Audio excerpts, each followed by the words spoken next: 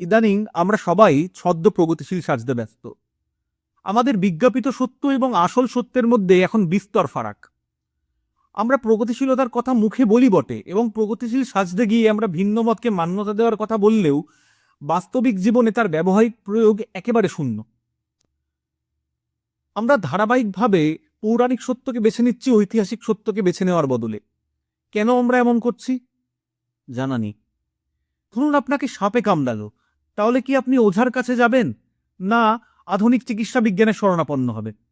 কর্কট রোগে আক্রান্ত হলে আপনি কিছু না করে বসে থাকবেন, না আপনি ডাক্তার দেখাবেন?